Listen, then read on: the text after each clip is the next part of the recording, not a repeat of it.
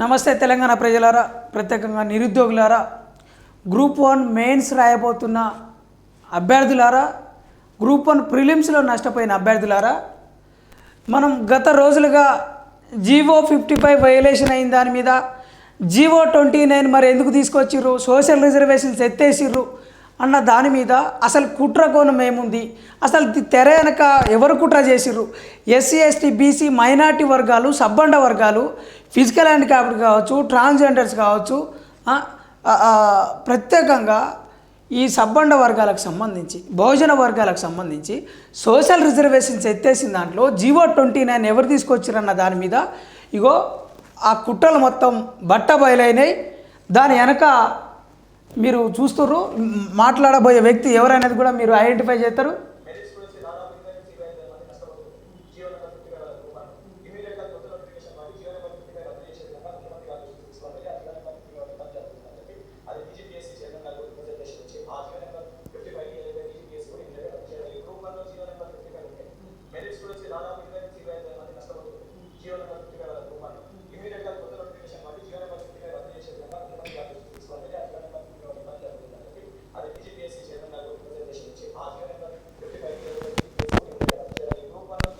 మీరు చూసిరుగా వీడియో. ఈ వీడియోలో ఉన్న వ్యక్తి ఎన్ఎస్యుఐ మాజీ అధ్యక్షులు, ప్రస్తుతము ఎమ్మెల్సీగా ఎన్నికైనటువంటి బల్మూరి వెంకట్ గారు. గత ప్రభుత్వంలో ఉన్నప్పుడు మరే వాళ్ళు ప్రతిష్టాత్మకంగా గ్రూప్ 1ను నిర్వహిస్తున్న తరుణంలో అనివార్య కారణాల వల్ల పేపర్ లీకేజ్ అయ్యి బయోమెట్రిక్ ప్రాబ్లం అయినప్పుడు ఇగో ఈ మనిషి తెర వెనుక ఉండి నిరుద్యోగుల ఎమోషన్స్ తోటి ఆడుకొని జీవో 55ని కుట్రపూరితంగా ఎత్తేసి సోషల్ రిజర్వేషన్స్ని ఎత్తేసిన ఏకైక వ్యక్తి బల్మూరి వెంకట్ గారు. ఈయన వెనక మరో మేధావి హస్తం కోదండరామ్ గారు ఉన్నారని కూడా చెప్తా ఉన్నారు. మరి కొంతమంది విద్యార్థుల్ని కలుపుకొని కోర్టులో కేసేసి అది క్లియర్ కాకముందుకే బలవంతంగా అక్రమంగా కుట్రపూరితంగా జీవో 29 తీసుకొచ్చిన వ్యక్తి తాను. జీవో 29 ద్వారా మరి యాడిషనల్గా 60 పోస్టులు పెంచి వీళ్ళు కొత్త నోటిఫికేషన్ ఇచ్చిర్రు. మరి హైకోర్టు ఏమో దాన్ని ఎగ్జాము కండక్ట్ చేయమని చెప్పింది, వీళ్ళు నోటిఫికేషన్ చేసిర్రు.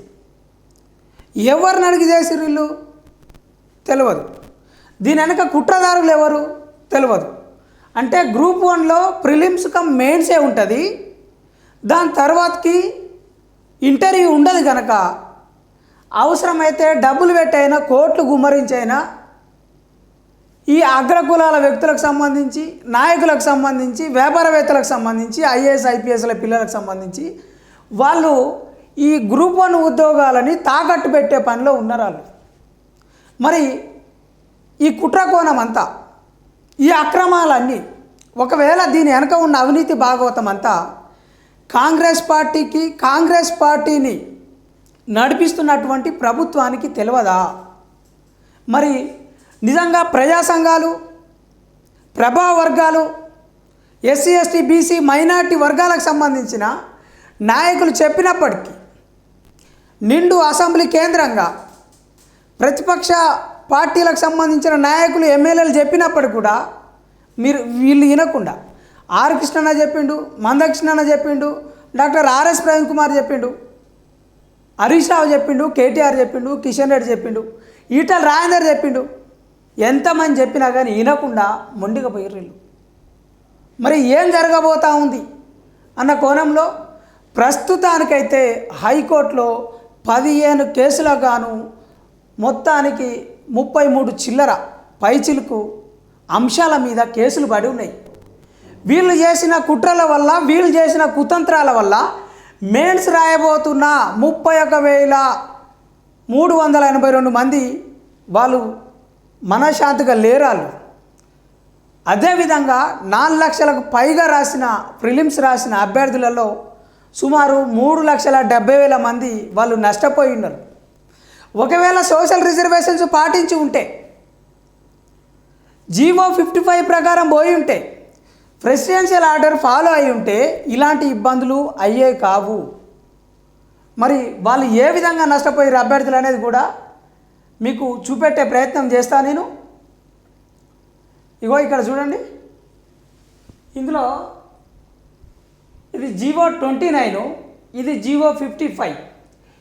ఇది 2022లో వచ్చింది, ఇది 2024లో కాంగ్రెస్ ప్రభుత్వం తీసుకొచ్చింది.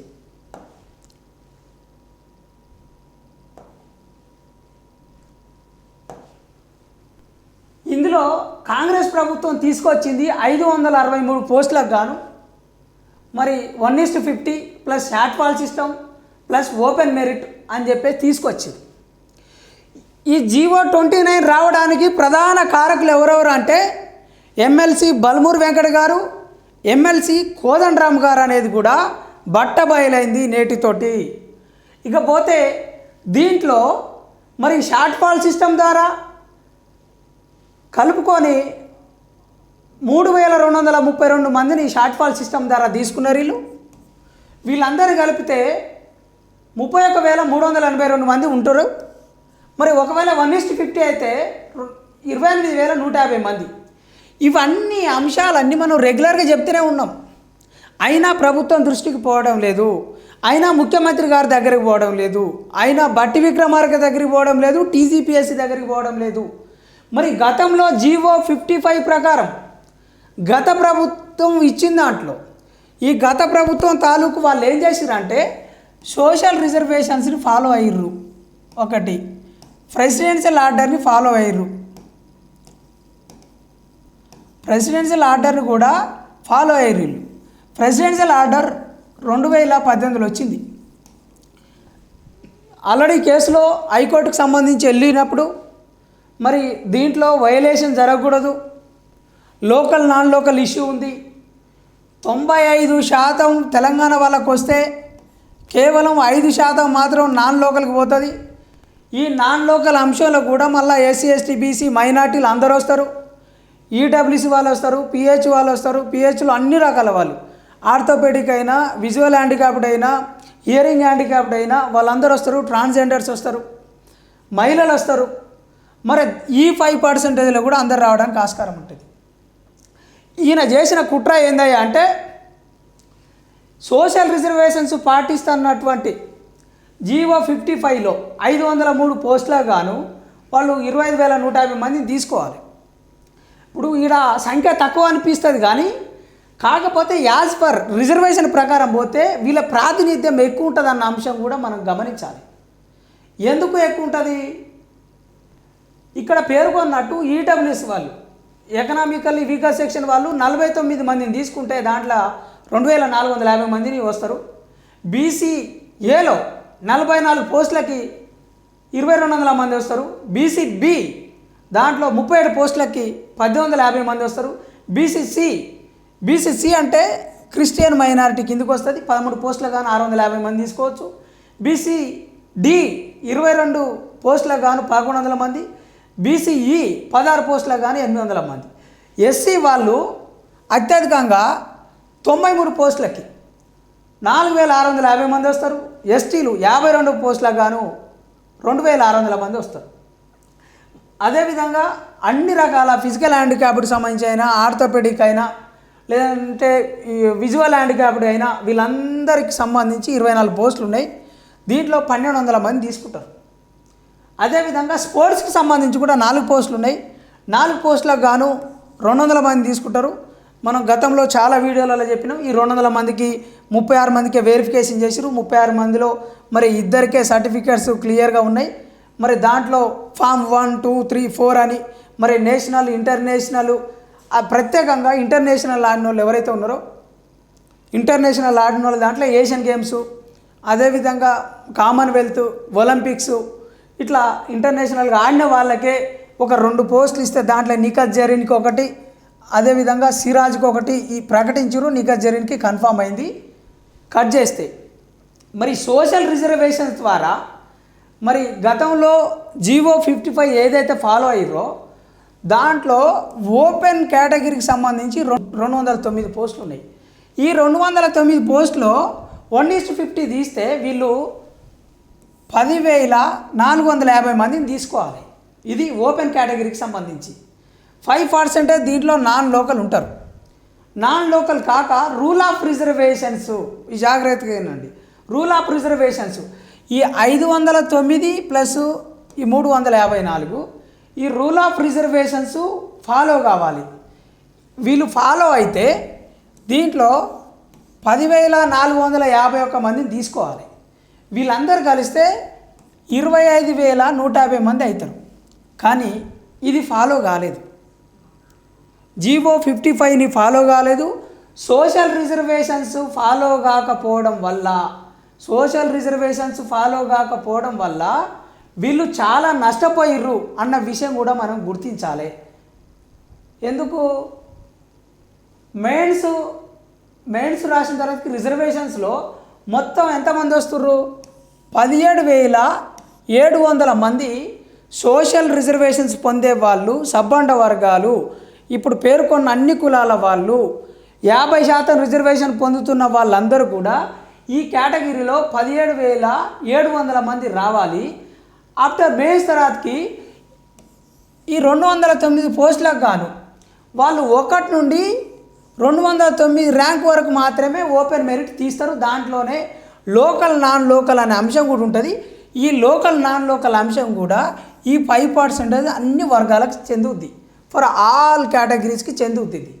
అయితే 354 పోస్టులకి 210 నుండి మొత్తం చివరి ర్యాంక్ ఎంతవరకు ఉందో అంతవరకు, అంటే చివరి పోస్ట్ వరకు ఎంతవరకు ఉన్నాయి? ఇప్పుడు మనకి ఇచ్చిన దాంట్లో 563 ఉన్నాయి కదా. ఈ 563లకు సంబంధించి ఇక్కడ 210 నుండి 563 వరకు వీళ్ళకి చెందేది ఉండే. గతంలో అయితే ఇది 503కు ఉండే.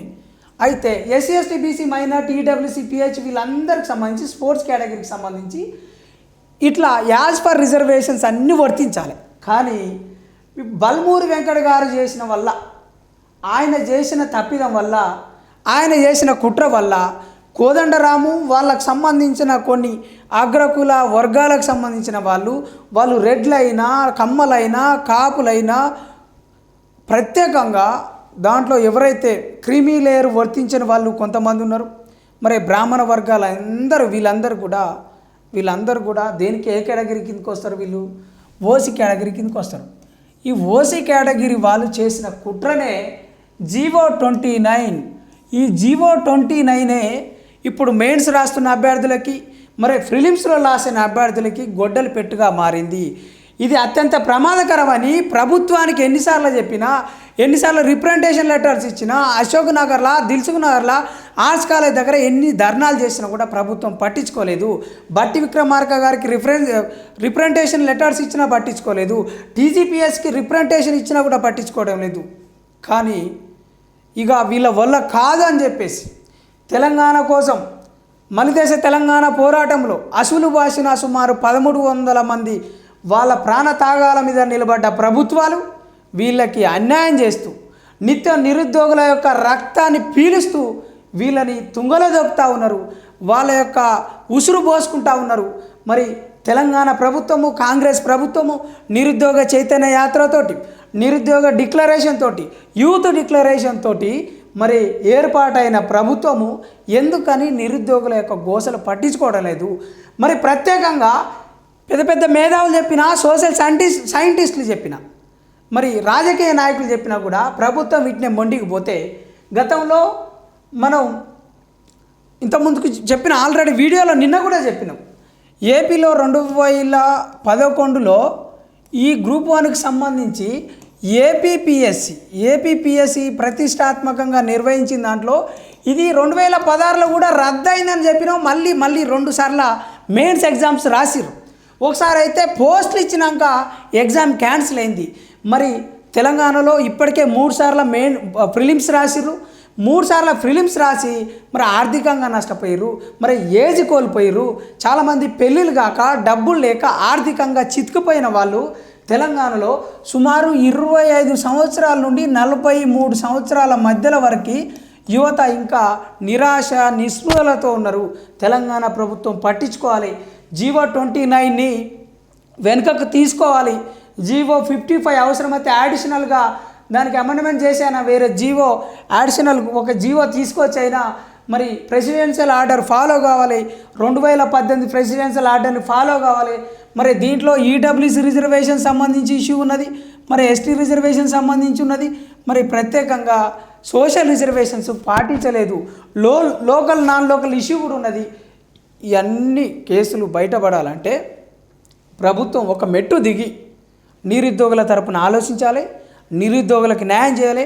నిజంగా నువ్వు యూత్ డిక్లరేషన్ చేసినావంటేనే నిజంగా తెలంగాణ ఆత్మఘోష, తెలంగాణ ఆర్తనాదం నిరుద్యోగులు అన్నప్పుడు గతంలో 610 జీవో తీసుకొచ్చి ఉమ్మడి రాష్ట్రంలో ఏ విధంగా అయితే మరి తెలంగాణ ఉద్యోగాలు కొల్లగొట్టిరో మరి జీవో 29 కూడా మరో 610 జీవో అని చెప్పేసి నిరుద్యోగులు ప్రత్యేకంగా ప్రొఫెసర్స్ కూడా చెప్తా ఉన్నారు. ఇదే అదునుగా చేసుకొని ప్రైవేట్ కోచింగ్ సెంటర్స్, ఆంధ్ర పెట్టుబడిదారి కోచింగ్ సెంటర్స్ కూడా వీళ్ళని పీక తింటా ఉన్నాయి, రాబందు లెక్క పీక తింటా ఉన్నాయి.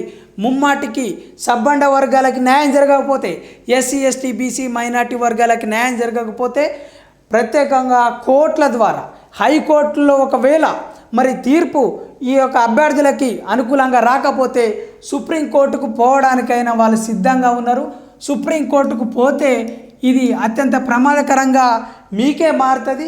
సుప్రీంకోర్టులో ఈ అంటే ఎగ్జాక్ట్లీ గత నెల క్రితం అభ్యర్థులకి అనుకూలంగా ఓపెన్ మెరిట్ చెల్లదు, ఓపెన్ మెరిట్ అనేది చెల్లదు, ఓపెన్ మెరిట్ రాష్ట్రాల వారిగా తీయొద్దు, స్టేట్ పబ్లిక్ సర్వీస్ కమిషన్లలో ఓపెన్ మెరిట్ వర్తించకుండా సోషల్ రిజర్వేషన్స్ పాటించాలి.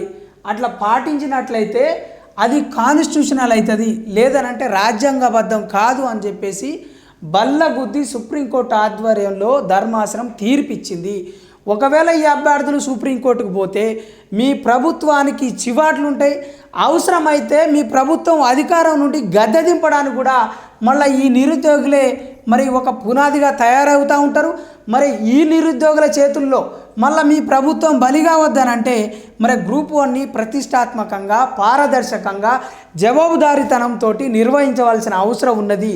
ఇప్పటికైనా ఆలోచించండి అని చెప్పేసి ఎన్ఐన్ మీడియా ద్వారా ప్రత్యేకంగా కోరుతా ఉన్నాం.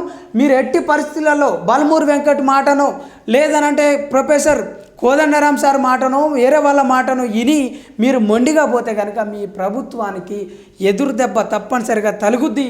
ఈ నిరుద్యోగుల యొక్క కన్నీళ్ళు, ఈ నిరుద్యోగుల యొక్క ఉసురు తప్పనిసరిగా తలుగుద్ది అని చెప్పేసి నిరుద్యోగ అభ్యర్థులు వేడుకుంటున్నారు.